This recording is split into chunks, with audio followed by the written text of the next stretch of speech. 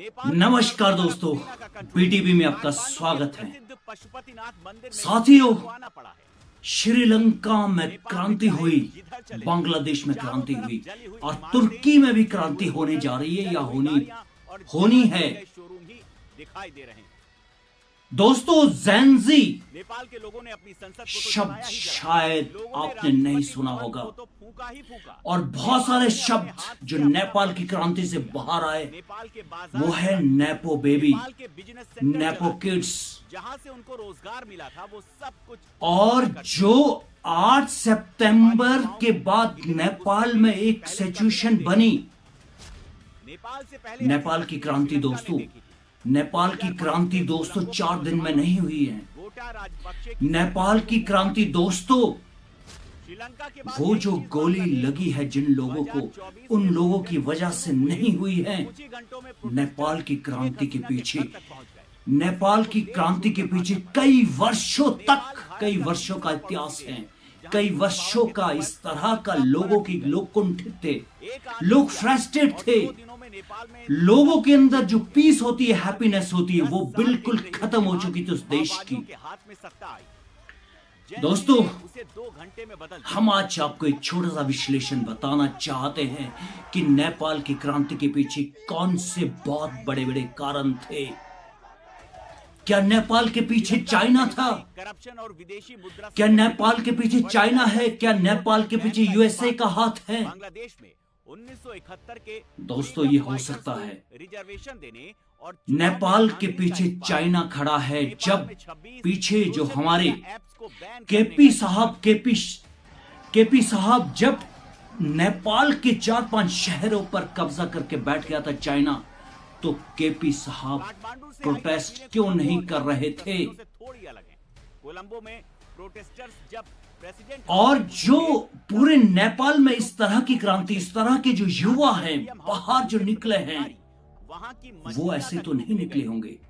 बहुत सारी चीजें हैं दोस्तों। लूटपाट नहीं हुई, लेकिन वित्त मंत्री अभी आप देखिए कि इन चीजों के पीछे कौन है और किस तरह से इसका बेस बना। थोड़ा सा बेसिक्स में आपको बताने जा रहा हूं। दोस्तों, नेपाल में अब शांति है। नेपाल जो है पूरी तरह से फौज के कब्जे में है। और अगर हम इतिहास को पलट कर देखें तो बहुत सारी क्रांतियां इस दुनिया में हुई हैं। उसका कारण एक डिप्रेशन ही है।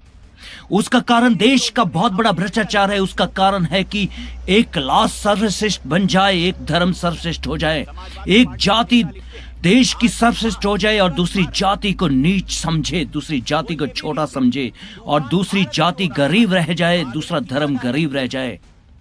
हो सकता है कि नेपाल में अब बहुत बड़ा परिवर्तन होने जा रहा है।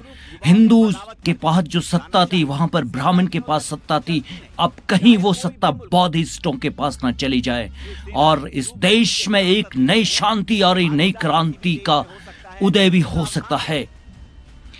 दोस्तों, ये जो नेपाल है, नेपाल पूरी दुनिया को बहुत बड़ा मैसेज दे रहा है। इसके पीछे भले चाइना हो, यूएसए हो, इससे ज्यादा फर्क नहीं पड़ता है, पर बहुत बड़ा मैसेज लोकतांत्रिक देश को है कि अगर हम इस देश में एक ही कास्ट को, एक ही वर्ग को श्रेष्ठ समझते गए और दूसरे को नीच मानते गए, अछूत मानते गए, तो कहीं ना कहीं देश में प्रेशर पैदा होता है। कहीं ना कहीं देश में लोग तनाव में आते हैं और कहीं ना कहीं देश में फिर जरूर एक क्रांति जन्म लेती है। दोस्तों, नेपाल में नेपो किड्स एक ऐसे शब्द हैं जो अमीरों के बच्चे हैं, जो मंत्री के बच्चे हैं, बड़े बड़े बिजनेसमैन के बच्चे हैं, बाहर पढ़ते हैं दूसरे देशों में। और वो जब अपनी रील्स इंस्टाग्राम पर डालते हैं अपनी अमीरी, अपनी राजशाही की, अपनी अमीर होने के प्रमाण देते हैं, और जब वो नेपाल में वो चीज पहुंची, जब वो नेपाल में वो चीज फैली, वहां के गरीब लोगों के अंदर क्रांति होनी निश्चित थी। नेपाल में बेरोजगारी इतनी ज्यादा है कि सरकार नेपाल की है, समझती ही नहीं है कि नेपाल में बेरोजगारी भी है। अब हम आपको नेपाल के संकट से जुड़ी ऐसी जानकारी देने जा रहे हैं जो शायद ही आपने कहीं और देखी हो। क्या आप जानते हैं कि नेपाल के राजनीतिक संकट के पीछे एक बड़ा फैक्टर जातिवाद भी माना जा रहा है? नेपाल की जनता में सालों से इस बात को लेकर भी नाराजगी रही है कि नेपाल की सरकारों और सरकारी व्यवस्था में ब्राह्मणों का दबदबा रहा है। नेपाल में ब्राह्मणों को बाहुन कहा जाता है। नेपाल के राष्ट्रपति, प्रधानमंत्री, सेना प्रमुख, संसद के स्पीकर जैसे पदों पर ब्राह्मण बैठते रहे हैं। ऐसा तब है जब नेपाल में ब्राह्मणों की आबादी महज 12.2% है, लेकिन हर क्षेत्र में इनका दबदबा है। नेपाल में सबसे बड़ा जातीय समूह क्षेत्री है, भारत में जिन्हें क्षत्रिय या फिर राजपूत कहा जाता है। नेपाल में क्षेत्री 16.6% है। ब्राह्मण और क्षेत्री को ही नेपाल में खस आर्य कहा जाता है। नेपाल में खस आर्य की कुल आबादी करीब 29% है। नेपाल की संसद में तो खस आर्य का ही दबदबा रहा है। केपी ओली भी ब्राह्मण समुदाय से ही आते हैं। इसके अलावा पूर्व पीएम प्रचंड भी ब्राह्मण ही थे। ये भी एक वजह रही कि नेपाल में दूसरी जातियों को समान अवसर नहीं मिले, जिसने कहीं न कहीं सरकारों के प्रति आक्रोश की मात्रा को बढ़ाने का काम किया। सवाल उठने लगे कि नेपाल में कम्युनिस्ट राज है या फिर ब्राह्मण राज। साथियों, इस भारत देश में भी बहुत सारी चीजें पैदा हो गई हैं कि इसके पीछे क्या ब्राह्मणवाद है?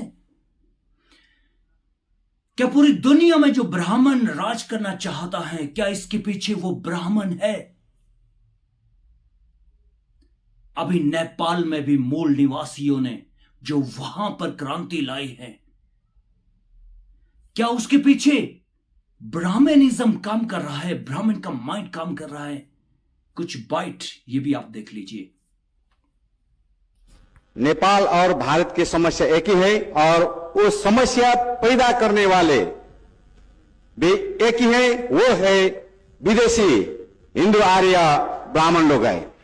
जिस तरह से भारत में इस देश को आजादी कराने के लिए और यहां के 85% मूल निवासियों को आजादी कराने के लिए, मुक्ति दिलाने के लिए और ब्राह्मणवाद को और जातीय व्यवस्था को खत्म करने के लिए जिस तरह से वामसेप ने एक सशक्त आंदोलन चला रहा है, वो नेपाल के मूल निवासियों को भी एक गर्व की बात है।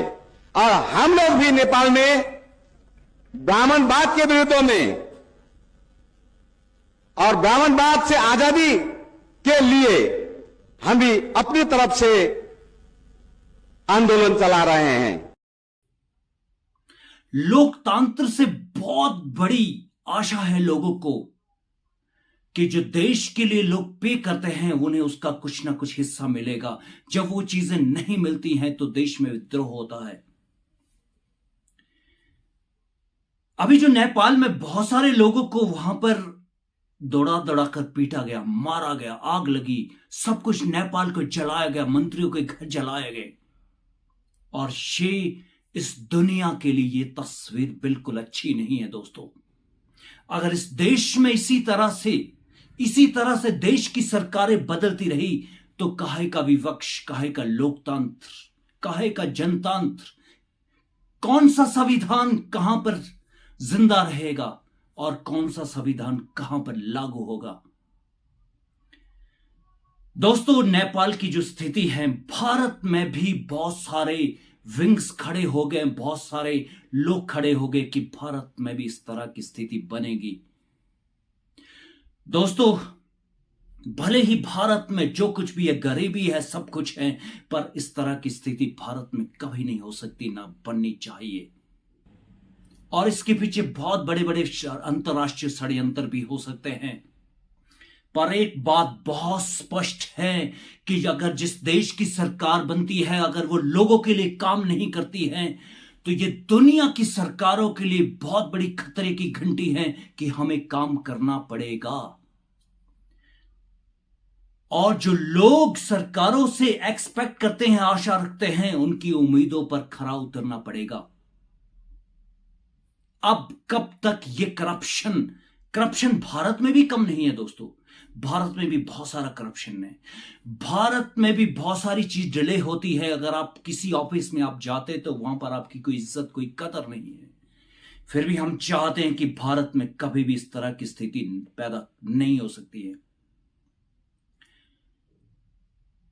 दोस्तों, आपने बीटीपी को देखा, आपने बीटीपी को सराहा, आपने बहुत बहुत धन्यवाद। दोस्तों आपने पूरी वीडियो को देखा, आपका बहुत बहुत धन्यवाद। आप जरूर इस वीडियो को शेयर करिए, सब्सक्राइब करिए। नेक्स्ट में हम जरूर आपको कोई नया दुनिया में किसी तरह की कोई भी घटना होती है, हम जरूर विश्लेषण करने की कोशिश करेंगे। नमस्कार, जय